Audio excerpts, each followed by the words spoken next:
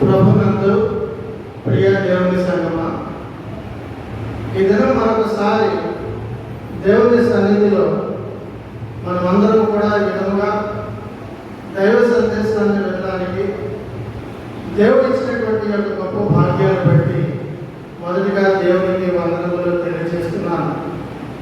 అదేవిధంగా నాకు ఇచ్చినటువంటి ఈ యొక్క గొప్ప భాగ్యాన్ని బట్టి సంఘ కార్యవర్గులకు నా యొక్క నిండు వందనములు తెలియజేస్తున్నాను. దేవుని వాక్యం పట్ల ఎంతో ఆసక్తితో సంఘంలోకి విధానం వచ్చినటువంటి సంఘ సభ్యులందరికీ, విశ్వాసులకు, నూతనముగా ఈ దినము దేవుని యొక్క సన్నిధిలో పాల్గొన్న ప్రతి ఒక్కరికి కూడా యేసుక్రీస్తు నామములో శుభములు తెలియజేస్తున్నాను. దేవుని వాక్యంలోనికి వెళ్ళే ముందు దేవుని యొక్క అనుమతి కోరుతూ మనం తలలు వచ్చి దేవుని ప్రార్థన చేసుకుందాం. సకల ఆశీర్వాదములకు కారణభూతుడైన మహాకృపగల దేవ, పరిశుద్ధుడా పరిశుద్ధుడా పరిశుద్ధుడా మీకు వందనాలు తెలియజేస్తున్నాం. దేవా, మరి ఈ దినాలలో భయంకరమైనటువంటి దినములలో మేము జీవిస్తున్నప్పటికీ దేవా, మీ యొక్క భద్రమైన బలిష్టమైనటువంటి రెక్కల చాటున మమ్మల్ని అందరినీ, మా సంఘములందరినీ కూడా మీరు కాచి కాపాడేటువంటి విధానాన్ని బట్టి, కాపాడుతున్న విధానాన్ని బట్టి మీకు వందనాలు తెలియజేస్తున్నాం. దేవా, మరి ప్రత్యేకముగా ఈ దినము మీ యొక్క వాక్యమును దేవా మరి ధ్యానించడానికి మేమందరం కూడా ఎంతో ఆసక్తితో నిరీక్షిస్తుండగా దేవా, మరి యొక్క వాక్యము బట్టి, వాక్యము ద్వారా మా అందరితో నాతో మీరు ఏమి మాట్లాడాలని ఇష్టపడుతున్నారో దేవా, మమ్మల్ని అందరినీ ఆ దిశగా నడిపించమని, కేవలం మీరు మాత్రమే మహిమ పొందమని యేసు శక్తిగల నామమునే ప్రార్థిస్తున్నాము తండ్రి. ఆమేన్. ప్రభునందు ప్రియ దేవుని సంగమా, ఈ దినము మనం ధ్యానిస్తున్నటువంటి ధ్యాన భాగము యెహెజ్కేలు గ్రంథము 37వ అధ్యాయము 1 నుంచి 14 వచనముల వరకు మనము ఈ దినం మనం చూస్తున్నాం. అదేవిధంగా ఈ దినము మన ధ్యానాంశము ఎండిన ఎముకలు బ్రతుకగలవా.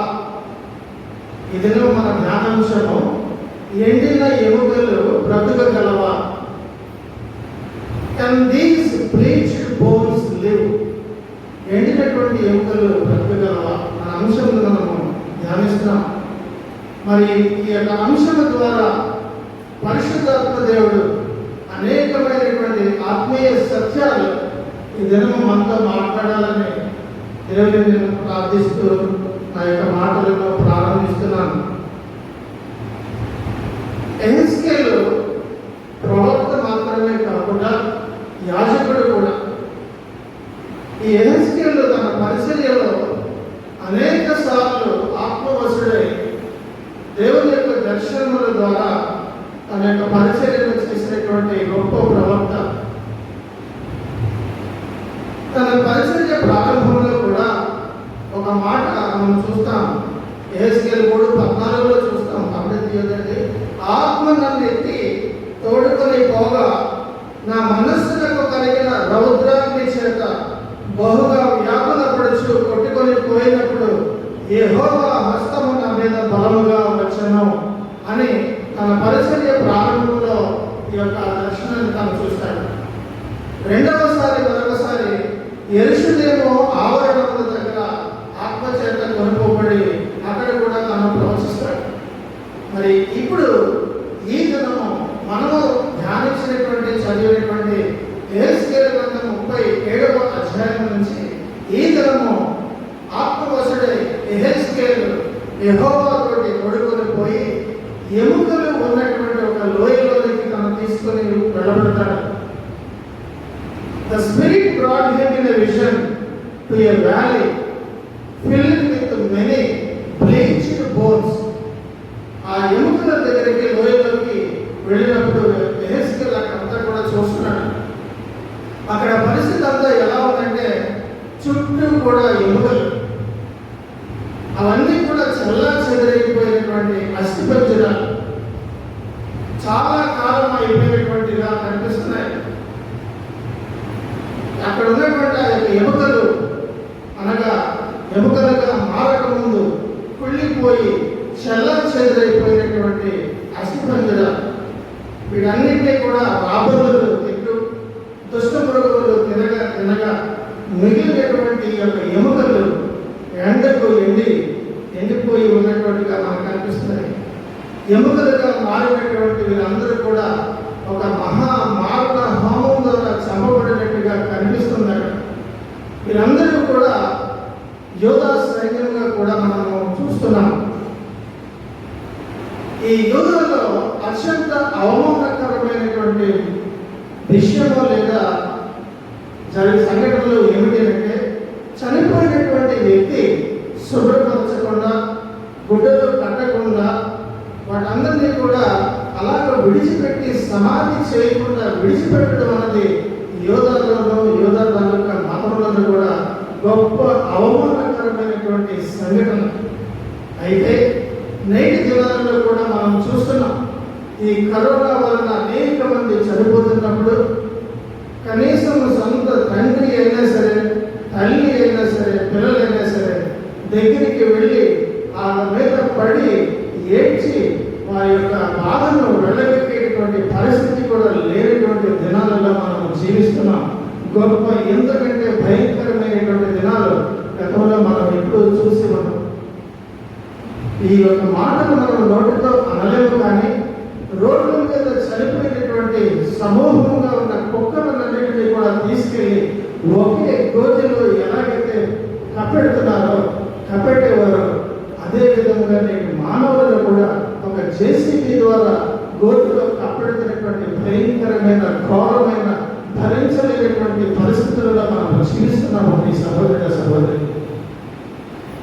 ఈ యొక్క లోయలో ఉన్నటువంటి యొక్క శ్రమలన్నీ కూడా యుద్ధంలో విడిచిపెట్టబడి రాబందుల చేత ఆహారం అయిపోయినటువంటి వీరు ఎముకలుగా మారిపోయినటువంటి వారు. ఎందుకు ఎండిన ఎముకలు అన్న మాట అనలేదు, కానీ ఎండిన ఎముకలు అని ఎందుకు ఇక్కడ తెలియజేస్తున్నారంటే, సాధారణంగా మనకు ఆ మాత్రం చదువుకున్న వారు ఈ యొక్క ప్రాణాధారమైనటువంటి రక్తము తయారవడానికి ఈ యొక్క ఎముకలలో ఉన్నటువంటి మ్యారో బోన్గా అతి ప్రాముఖ్యమైనది.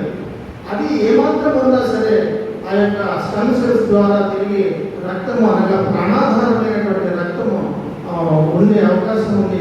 తిరిగి ప్రాణం వచ్చే అవకాశం ఉండాలేమో అని అనుకుంటామేమో అని ఆ ఎముకలు కూడా ఎండిపోయాయి అని చెప్పడానికి గల కారణం అనగా ఇంక ఏ మాత్రము కూడా జీవము ఏ పూసన కూడా ఆ బొమ్ములలో కానీ ఎముకలలో కూడా లేదు అని జ్ఞాపకం చేయడానికే ఎండిన ఎముకలు అని చెప్పబడింది. కారణం ఏంటంటే, ఎప్పుడైతే అక్కడ ఆశ లేదో, ఎప్పుడైతే ఇక ఏమీ కూడా లాభం లేదో, ఇక ఇక్కడ ఏమీ కూడా కార్యము జరగదు అని అనుకుంటామో, గాడ్ ఈజ్ మోస్ట్ పవర్ఫుల్. అప్పుడే దేవుడు చాలా శక్తిమంతుడు. కనుక మీ సహోదరి ఈ దినము యెహోవా దేవుడు ఇశ్రాయేలీయులతో అంటున్నారు, నేను నా ప్రియమైనటువంటి ఇశ్రాయేలు జనాంగమా, నేను నీకు హెచ్చరిస్తున్నాను. ఏమిటి ఆ హెచ్చరిక అంటే, నేను మీకు ఇచ్చినటువంటి నిబంధనలను ఏమి కూడా మీరు మీరకూడదు. నేను మీకు చెప్పినటువంటి కట్టడలు ఏమి కూడా మీరు తప్పిపోకుండా ఉండాలి. మీరు నా కట్టడలను లేదా నేను మీకు విధించినటువంటి నిబంధనలను ఒకవేళ మీరు మీరి జీవిస్తున్నట్లయితే, ఇదిగో ఈ దినము ఈ లోయలో ఏ విధంగా అయితే ఎండిన ఎముకలుగా మారిపోయి చిన్న భిన్నం అయిపోయాయో అదే పరిస్థితి కూడా వస్తుందనేసి ఇదిగో ఈ విధంగానే ఉంటుందని వారికి ముందుగా తెలియజేస్తున్నాడు. ఆ మాటలను మనము ద్వితీయోపదేశ కాండంలో చూద్దాం రండి. ద్వితీయోపదేశ కాండము 28వ అధ్యాయము 25, 26 ఈ రెండు మాటలను చూద్దాం. యెహోవా నీ శత్రువుల ఎదుట, ద్వితీయోపదేశ కాండం 28వ అధ్యాయం, నీ శత్రువుల ఎదుట నిన్ను ఓడించును, ఒక్క మార్గమున వారి ఎదుటికి బయలుదేరి నీవు 7 మార్గముల వారి ఎదుట నుండి పారిపోయి భూరాజ్యములన్నిటిలోనికి ఇటు అటు చెదరగొట్టబడదు. నీ కళేబరము సకలమైన ఆకాశ పక్షులకును భూజంతువులకును ఆహారములను వాటిని బెదిరించి వాడు ఎవడును. ఎంత ఘోరమైన వాడండి. నీవు నా కట్టడలను కానీ మీరితే ముందుగానే విద్యోపదేశాలలోనే దేవుని ప్రజలైనటువంటి ఇజ్రాయేల్ చెప్పారు, మీరు ఆకాశ పక్షులకు ఆహారం అయిపోతారన్న మాటలు వినకపోతే ఇదిగో వాళ్ళు తింటున్నప్పుడు వాటిని కనీసం ఎవరు కూడా బెదిరించకంట. అంటే వాళ్ళు ప్రశాంతంగా తినిస్తారన్నమాట. అంత ఘోరమైనటువంటి పరిస్థితి వస్తుంది అని అంటున్నాను. ఇర్మియా కూడా ఇదే మాటను తను ప్రవచిస్తారు. తను చదవస్తుంది కానీ 34వ అధ్యాయము 20వ వచనంలో కూడా ఈ యొక్క మాటను మనం చూస్తాం. అది గుర్తుపెట్టి అయితే ఈ దినము పరిశుద్ధాత్మ దేవుడు మనతో ఏమంటున్నారంటే, నీవు కూడా దేవుని యొక్క కట్టడలను, దేవుడు విధించినటువంటి విధులను ఆయన చూపినటువంటి మార్గంలో కానీ నీవు కూడా ప్రయాణించకపోతే, ప్రయాణము చేయకపోతే ఇశ్రాయేలీయులకు ఏ స్థితి అయితే పడుతుందో అటువంటి పరిస్థితి వస్తుంది. జాగ్రత్త అనే దినం పరిశుద్ధాత్మ దేవుడు మనకి తెలియజేస్తున్నారు.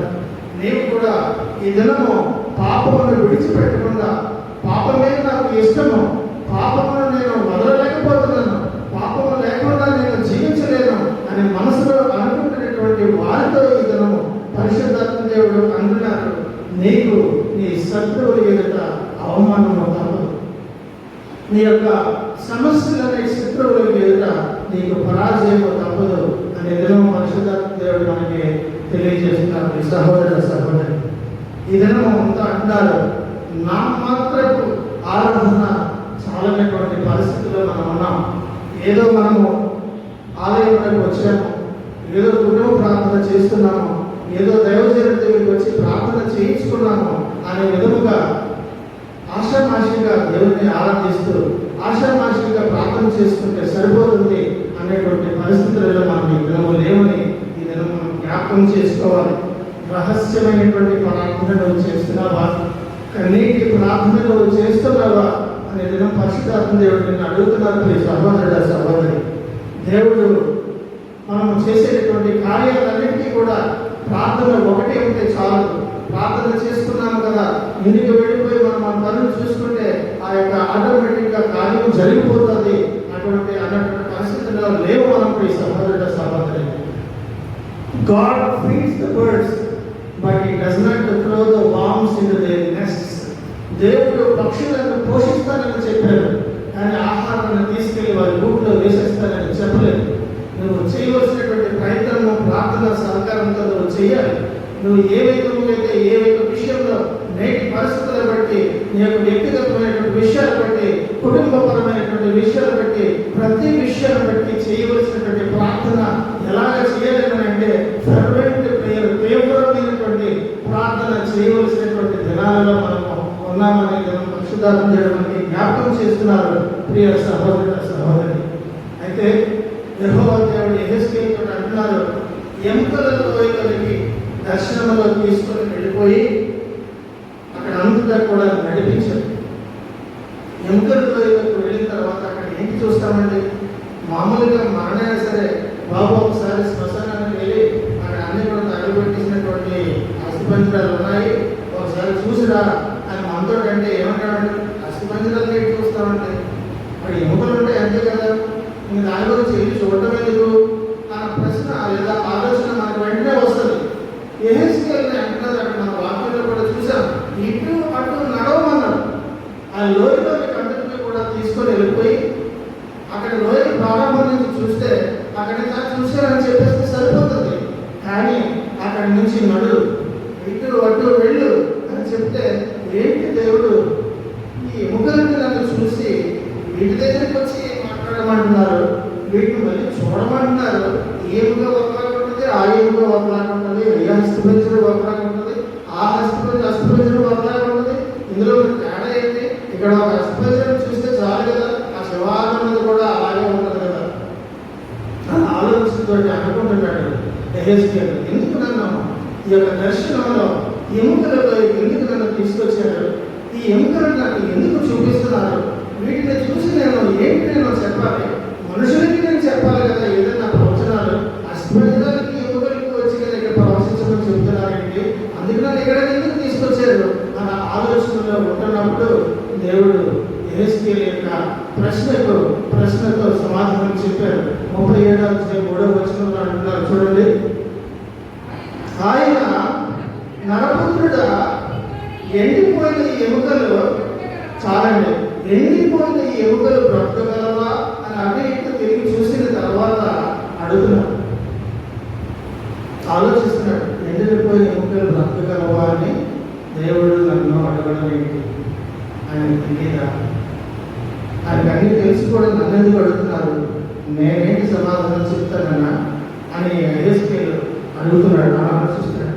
సో మనల్ని కూడా మనం అడిగితే ఖచ్చితంగా ఇవి బ్రతకవు అని చెప్తాం. ఒక ఎముకలను మనం చూపించి బాబు ఈ బతుకుతాయి అంటే బతకడండి అంటాడు. From human point of view the answer is no, but from the divine point of view nothing is impossible. మానవ రీత్యా మనం మాట్లాడేటువంటి ఆ సమాధానం అవ్వదు అని ఖచ్చితంగా చెప్తాం, కానీ దేవుని యొక్క దృష్టిలో ఆలోచిస్తే దేవునికి అసాధ్యమైనది ఏది లేదు. ఈ సహోదరి ఇదనము అంత పరిశుద్ధ దేవుడు అంటున్నారు. మనము లోకపరంగా కూడా ఒక నిమిషం ఆలోచిద్దాం.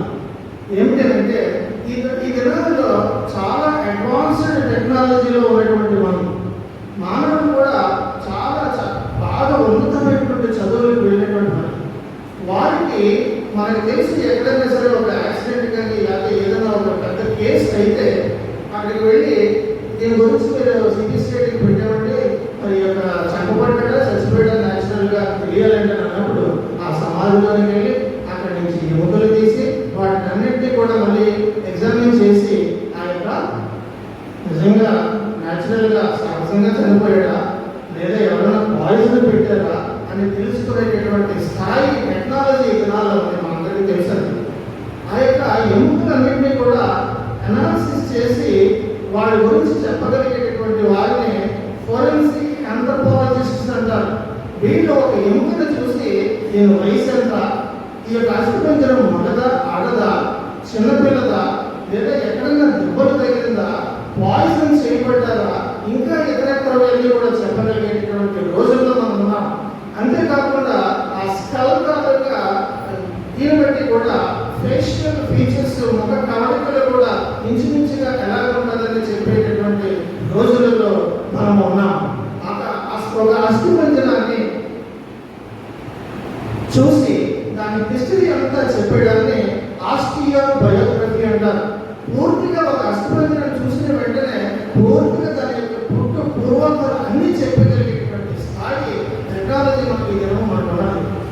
ఒక మానవుడుగా నీకే ఒక అస్థిపంజరాన్ని చూసి దాని పూర్వోత్తరాలు ఏం చేసావు, నీ వయసు ఎంత, ఆడ మగ, నువ్వు ఏం చేసావు, నువ్వు ఎలా ఉన్నావు, ఎలా బ్రతికేవో నేను చెప్పగలిగేటటువంటి స్థాయి నీకే ఉంటే నిన్ను సృష్టించేటువంటి దేవుడికి ఇంకెంత ఉంటుంది. అనగా ఈ దినం పరిశుద్ధాత్మ అంటున్నారు, నీకు చూడడానికి అన్నీ కూడా ఎముకలే, కానీ దే ఆర్ ఆల్ బయోగ్రఫీస్, చరిత్రలు. ఆ ఎముకలను ఇప్పుడు యెహెజ్కేలు అనుకోవచ్చు, జ్ఞానం ఉంటే ఆలోచిస్తే దేవుడు ప్రేరేపణ పెట్టి మనము కూడా ఇప్పుడు విన్న ఈ యొక్క ఫోరెన్సిక్ ఆంథ్రోపాలజిస్టులు ఆస్టియోబయోగ్రఫీ అన్నిటి గురించి ఒకసారి మనం జ్ఞాపకం తెచ్చుకొని ఆలోచిస్తే నిజమే కదా, మనమే ఎముకలన్నింటినీ చూసి వీటి యొక్క పుట్టుపూర్వోత్తరాలు చెప్పేస్తున్నాం కదా, మరి దేవుడు చెప్పలేరా? కనుక మనం జ్ఞాపకం చేసుకోవాలి. ఎముకలు అయిపోయిన తర్వాత నాకేంటి అని అనుకుంటావేమో, ఎముకలుగా మారిపోయిన తర్వాత కూడా ఒకసారి దేవుడు ఇలా చూసి నీ పూర్వోత్తరాలన్నీ కూడా గ్రహించగల సర్వశక్తులైనటువంటి దేవుడు మనం ఆరాధిస్తాం.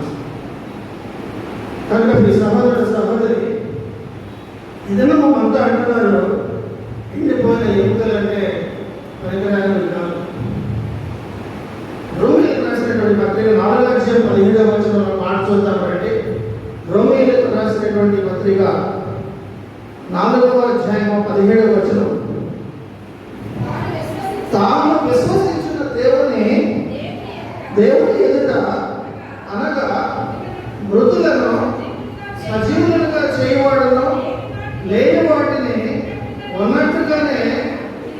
పిలిచివాడైనా దేవుని ఎదుట అతడు మనందరికీ తండ్రి అని చాలండి. చూడండి ఈ సహోదర దేవుని మీద ఆధారపడితే ఆయన ఎటువంటి వారంటే మృతులను సజీవులుగా చేయగలరని మనకి మాటల్లో తెలియజేస్తున్నారు, చూపిస్తున్నారు. నేను చెరువుల ఆధారం అనగా నువ్వు దేవుని మీద ఆధారపడితే, దేవుని మీద విశ్వాసం ఉంచి నమ్మకం ఉంటే నిన్ను మరణశయ్య మీద నుంచి నిన్ను లేపగలరు, మృతులను సైతము సజీవులుగా చేయగలరు, లేనిది కూడా ఉన్నట్టుగా చేయగలరు అనే దినం పరిశుద్ధాత్మ దేవుడు మనకి తెలియజేస్తున్నారు. ప్రియ సహోదరుడు సహోదరి, యెహెజ్కేలుని అడుగుతున్నారు యెహోవా దేవుడు ఏమనంటే, ఎండిపోయినటువంటి ఎముకలు బ్రతకగలవా అంటే అతను సమాధానం ఏం చెప్పాడంటే, యెహోవా అది నీకే తెలియదు, నీకే తెలుసు దేవా. మనం చదివిన భాగంలో యెహోవా ప్రభువా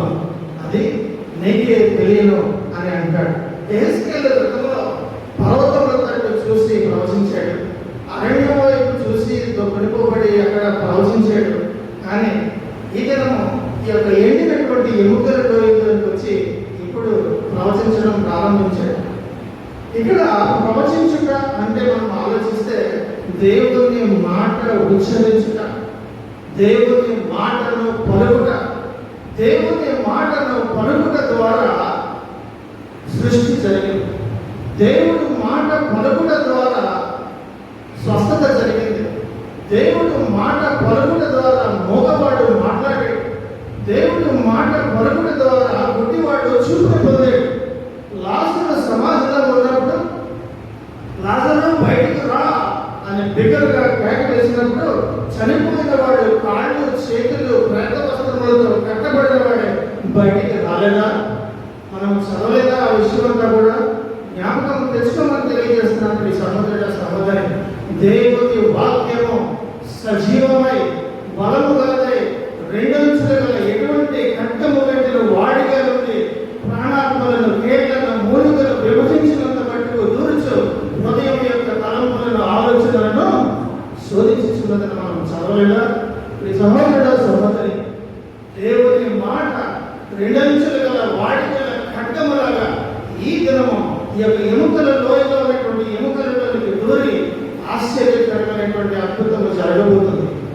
ఈ సహోదరుడ సహోదరి, దేవుని వాక్యములో జీవము ఉండడమే కాదు, దేవుని వాక్యము విన్నటువంటి వారి యొక్క జీవితాలను కూడా నూతన పరిస్థితి మారుస్తుందని కూడా ఇక్కడ మనకి జ్ఞాపకం చేస్తున్నారు, చీకరింప చేస్తుందని కూడా జ్ఞాపకం చేస్తున్నారు. ఈ సహోదరుడ సహోదరి, నేను ధ్యానిస్తున్నటువంటి ఈ జీవము గల శక్తి గల మాటలు, ఈ జీవగ్రంథంలో ఉన్నటువంటి మాటలన్నీ కూడా పదము గలమైనవి. ఎంత పదులు కలవంటే నీ హృదయం, నీ జీవితంలో నూతన పరచును. ఇదేమో నూతన పరచును కాక ఆమె అన్నవారు ధన్యులు. ఆమె నీ యొక్క హృదయం, నీ జీవితంలో కూడా పదులు కలిగినటువంటి దేవుడి యొక్క వాక్యము నూతన పరుస్తుందని కూడా మనకి తెలియజేస్తున్నారు. ఇప్పుడే కూడా నువ్వు వేడుకున్నట్లయితే, నీవు జీవితంలో ఏ యొక్క కష్టాలు అనుభవిస్తున్నావో, తల్లులు ప్రార్థిస్తున్నారు వేదనతో కుమారుల గురించి, కుమార్తెల గురించి కన్నీటి ప్రార్థనలు చేస్తున్నటువంటి నీతో ఈ దినం అంటున్నారు. మీ సహోదరుడ సహోదరి, ఈ దినం మీతో అంటున్నారు, ఏంటినా ఎముకలను సైతము ఆయన జీవింప చేయగలరు అంటున్నారు. ఏమన్నారంటే, ఏంటినా ఎముకలను సైతము ఆయన జీవింప చేయగలరు అని దినం మనకి తెలియజేస్తున్నారు. కనుక మనం పాడుతున్న పాట, ఎండిన ఎముకలన్నీ తిరిగి జీవింప చేయుమయా, ఎండిన ఎముకలన్నీ తిరిగి జీవింప చేయుమయా, జీవనదిని నా హృదయములో ప్రవహింపజేయుమయా, నా యేసయ్యా జీవనదిని నా హృదయములో ప్రవహింపజేయుమయా. మనకి సహోదరుడ సహోదరి, ఎండిన ఎముకలను సైతము జీవింప చేయగలిగినటువంటి శక్తి గల దేవుడు మనము కలిగి ఉన్నప్పుడు నువ్వు ఎందుకు దిగులు పడుతున్నావు? నీ సమస్యల గురించి ఎందుకు తలగిల్లిపోతున్నావు? నీ కుమారుని యొక్క స్థితిగతుల గురించి, నీ కుమార్తె యొక్క జీవితం గురించి, కుటుంబం గురించి ఎందుకు నువ్వు తపన పడుతున్నావు అని ఈ దినము కన్నీరు విడుస్తూ రోధిస్తున్నటువంటి తల్లులకు, తండ్రులకు ఈ దినం పరిశుద్ధాత్మ దేవుడు మనకి తెలియజేస్తున్నారు. నువ్వు దిగులు పడవద్దు తెలియజేస్తున్నారు. అయితే చచ్చిపడిపోయినటువంటి మన ఎముకలను కూడా బలంగా సత్తుగా కోల్పోయేటువంటి ఎముకలను కూడా శక్తి కలిగినటువంటి వాటిగా మనము దేవుడు మనకి చేయలేదా? మనందరం కూడా ఒకసారి గతాన్ని ఎప్పుడు కూడా మర్చిపోకూడదు. ఈ దినము నేను సూటిగా వ్యక్తిగతంగా పరిశుద్ధాత్మ దేవుడు అడుగుతున్నా, నువ్వు దేవునికి కృతజ్ఞత కలిగి ఉన్నావా? ఆత్మ పరిశీలన చేసుకోమని జరగదు అంటున్నారు. దేవుడు ఇటువంటి దేవుని మనము కలిగి ఉన్నామంటే తనను తప్పించి ఇంకా అధికముగా నువ్వు దేనికి ఎవరికి ప్రాధాన్యత ఇచ్చినా సరే తట్టుకొని ఒప్పుకునేటటువంటి దేవుడు కాడు మన దేవుడు. ఆయన రోషము కలిగినటువంటి దేవుడు. కనుక మీ సహోదరుల సహోదరి మనము దేవునికి ప్రాధాన్యత ఇవ్వాలి అని ఇందులో మనకి జ్ఞాపకం చేస్తున్నారు. యోహాను సువార్త 6వ అధ్యాయంలో కూడా ఒక మాటను చూద్దాం, రండి చూద్దాం. యోహాను సువార్త 6వ అధ్యాయము 63వ వచనంలో ఒక మాట ఉంది, రండి చూద్దాం. ఆత్మయే జీవింప చేయుచున్నది, శరీరము కేవలం నిష్ప్రయోజనము. నేను మీకు చెప్పిన మాటలు ఆత్మయు జీవము. చాలు మనకి మరోసారి గుర్తు చేస్తాను. ఈ దినం మనతో చెప్తున్నటువంటి మాటలన్నీ కూడా ఆత్మయు జీవము అయి ఉన్నాయని మనకు తెలియజేస్తున్నారు. కాబట్టి ఈ దినం మీతో మాట్లాడుతున్న మాటలన్నింటినీ కూడా మనము మామూలుగా తీసుకోకూడదు. ఏసుకెళ్తున్న అంటున్నారు ప్రవచనం అయితే ఆ యొక్క 37వ అధ్యాయం ఏసుకెళ్ళి 4, 5, 6 3 వచనంలో ఒకసారి చూద్దాం రండి. 4, 5, 6 వచనాలు ఏసుకెళ్తూ అంటున్నారు, అందుకు ఆయన ప్రవచనం ఎత్తి ఎండిపోయిన ఎముకలతో ఇట్లను, ఎండిపోయిన ఎముకలారా యెహోవా మాట ఆలకించుడి. ఈ ఎముకలకు ప్రభువైన యెహోవా సెలవిచ్చిన దేవునగా మీరు బ్రతుకున్నట్లు నేను మీలోనికి జీవాత్మను రప్పించుచున్నాను. చర్మము కప్పి మీకు నరములనిచ్చి మీ మీద మాంసము పొదిగి చర్మము మీ మీద కప్పెదను. మీలో జీవాత్మ ఉంచగా మీరు బ్రతుకుదురు. అప్పుడు నేను యెహోవానని మీరు తెలుసుకుంటారు. చాలు. ఇక్కడ ఎహెజ్కేలు ఎప్పుడైతే దేవుడు చెప్పినట్టుగా ప్రవచించి మాట్లాడారో అప్పుడు జరిగినటువంటి అద్భుతం ఏంటి అని అంటే ఒక్కసారి గడగడమనే శబ్దం ప్రారంభమైంది. ఏమిటి ఆ గడగడమనే శబ్దం అనగా ఎక్కడెక్కడికో చెల్లా చెదరైపోయినటువంటి ఎముకలు ఒకదానితో ఒకటి, అనగా ఏ అస్పంజన తాలూకు ఎముకలని చెల్లా చెదరైపోయి, అనగా ఈ యొక్క చెయ్యి అస్పంజన తాలూకు చెయ్యి ఇంకొక దగ్గర పడిపోయినా అక్కడి నుంచి వచ్చి దానికే అతుక్కోవడం, ఇలా అన్ని గడగడమని ధ్వని రావడం జరిగింది.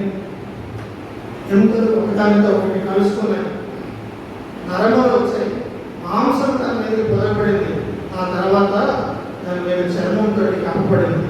అయితే వీటన్నిటిలో కూడా మనిషిగా తయారైపోయారు, కానీ వాళ్ళలో జీవం ఏమీ కూడా లేదు. మనిషిగా తయారైపోయారు కానీ ఆ యొక్క ఎండిన ఎముకలు మనిషిగా దేవుడి మాటలో ఉచ్చరించగా తయారైపోయారు, కానీ దాంట్లో ప్రాణం లేదు, జీవం లేదు. చూడడానికి వాళ్ళందరూ కూడా నిద్రిస్తున్నటువంటి సైన్యం లాగా కనిపిస్తున్నారు. యేసుక్రీస్తు వచ్చినప్పుడు కూడా ఎలాగైతే ఎముకలన్నీ కూడా ఒకదానితో ఒకటి కలవబడుతున్నాయో ఆ యొక్క సాదృశ్యమే మనకి ఇక్కడ లోయలో ఎముకలన్నీ కూడా ఒకదానితో ఒకటి కలుసుకోవడం మనకి చూపిస్తున్నారు. ఆ మాటను చూద్దాం. ప్రకటన గ్రంథంలో 11వ అధ్యాయం 12వ వచనంలో మనం చూద్దాం. చదివాం మనం. ప్రకటన గ్రంథంలో 11వ అధ్యాయం 12వ వచనంలో మనం చూద్దాం రండి. అప్పుడు ఇక్కడికి ఎక్కిరండి పరలోకం నుండి గొప్ప స్వరము తమతో చెప్పుట వారు విని మేఘారూఢులై పరలోకమునకు ఆరోహణమైంది. వారి పౌరుషుడగా వారి శత్రువులు వారిని చూసి దేవుడిని నమ్ముకొని దేవుడి మీద ఆధారపడి రక్షణ భాగ్యం పొందిన వారు ధన్యులు అని మనకి దినం ఈ వాక్యం ద్వారా మనకి చూపిస్తున్నారు ఈ సహోదరుడు సహోదరు. ఈ దినము ఒకవేళ నువ్వు ఇంకా కూడా లోకపరంగానే ఉంటే నువ్వు అన్నీ కలిగి ఉండొచ్చు, అన్నీ కూడా లోకపరంగా ఉన్నటువంటి ఆస్తులు స్థిరాస్తులు అన్నీ నువ్వు కలిగి ఉండొచ్చు. కానీ నీలో వాక్యం అనేటటువంటి జీవము కానీ లేకపోతే, ఇప్పుడు సైనికులు ఎలాగైతే జీవము లేకుండా నిద్రిస్తున్నటువంటి సైనికుల్లాగే కనిపిస్తున్నారో నువ్వు కూడా అటువంటి వాటి సమానమని కూడా మనకి తెలియజేస్తున్నారు. ఇది వారు walking but you are dead అని మనకి దినము పరిశుద్ధాత్మ జ్ఞాపకం చేస్తున్నారు. జాగ్రత్త ప్రియ సహోదరుడ సహోదరి, అంచె దినాలలో మనం ఉన్నాము. ఇంకా నేను నువ్వు మోసగించుకుంటున్నావేమో, ఇంకా నువ్వు ఎవరి గురించి యొక్క బాహ్య జీవితాన్ని గడుపుతున్నావేమో ఒకసారి నువ్వు ఆత్మ పరిశీలన చేసుకో. అటు విధముగా లేకుండా దేవుని యొక్క రక్షణ కలిగి పాపాలను విడిచిపెట్టి దేవునికి సమీపంగా కన్నీటి ప్రార్థన చేస్తూ ఉన్నట్టయితే నువ్వు ధన్యురాలు. తండ్రి అయినటువంటి దేవుడు అయితే ఈ ఎముకలలో జీవాత్మ లేదని అంటున్నావు కదా, అయితే నువ్వు ప్రవచించే వాటితో మాట చెప్పు. ఏమని చెప్పండి 9వ వచనం చూడండి 37లో. అప్పుడు నరపుత్రుడా జీవాత్మ వచ్చినట్లు ఇట్లా ప్రభువుకు యెహోవా సెలవిచ్చినదేమనగా, జీవాత్మ నలుదిక్కుల నుండి వచ్చి హతులైన వీరు బ్రతుకున్నట్లు వారి మీద ఊపిరి విడువు అంటున్నాడు. అవును ఈ సహోదరుడు సహోదరి, ఎప్పుడు భాషలో రువా అంటారు, అనగా శ్వాస లేదా ఊపిరి లేదా ఆత్మ అని అర్థం.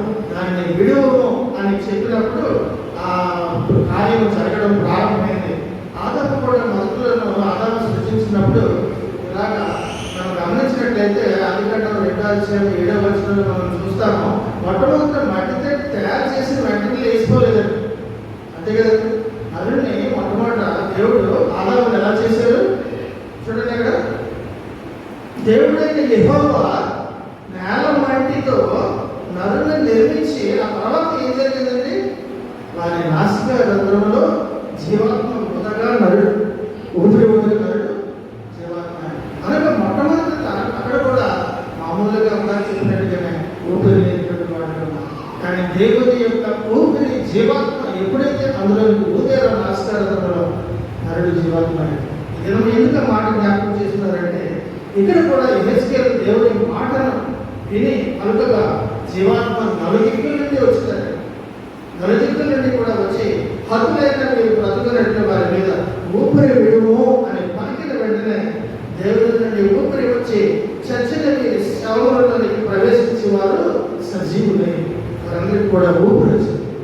కాబట్టి ఎముకలుగా ఉన్నటువంటి వారు ఎన్నో సంవత్సరాలకి ఎన్ని ఏళ్ళైందో తెలియదు, అప్పటి నుంచి ఎండిపోయినటువంటి వారు ఇప్పటికి వచ్చేసరికి ఏమైందంటే సజీవులైపోయారు. ఇది దర్శనంలో చూపించినటువంటి విషయం.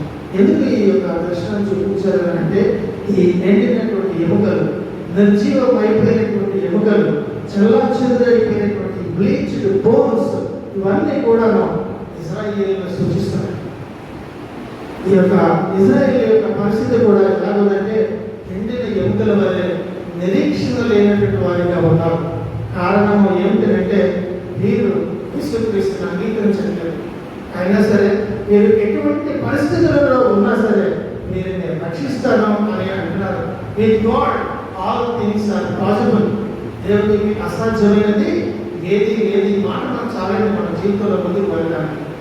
కనుక ఈనాడు ఇజ్రాయేల్ అందరూ కూడా సమకూర్చబడుతున్నారు. ఒక దగ్గరికి వచ్చారు. ఎంతో టెక్నాలజీగా అంత అద్భుతంగా ఎంతో ఉన్నతమైనటువంటి ప్రపంచంలో గుర్తింపు వచ్చింది. కానీ యేసుక్రీస్తుని ఇంకా వారు అంగీకరించకపోవడం వల్ల, అనగా వారిలో ఇంకా కూడా జీవాత్మ రాలేదు. అందువల్ల వారు ఎప్పుడైతే కూడా యేసుక్రీస్తును అంగీకరిస్తారో అప్పుడే మీకు జీవాత్మను ఇస్తారని కూడా అప్పుడే యెహెజ్కేలు గ్రంథంలోనే తెలియజేశారు. రండి చూద్దాము. 39వ అధ్యాయం యెహెజ్కేలు 39:29 ఆఖరి వచనం ఆ యొక్క అధ్యాయంలో యెహెజ్కేలు, అప్పుడు ఇశ్రాయేలీయుల మీద నేను నా ఆత్మను కుమ్మరించేదను కనుక నేను ఇకను వారికి పరాక్రముడనై ఉండను. ఇదే ప్రభు అయిన యెహోవా వాక్కు. కనుక ఎప్పుడైతే యేసుక్రీస్తుని వీళ్ళందరూ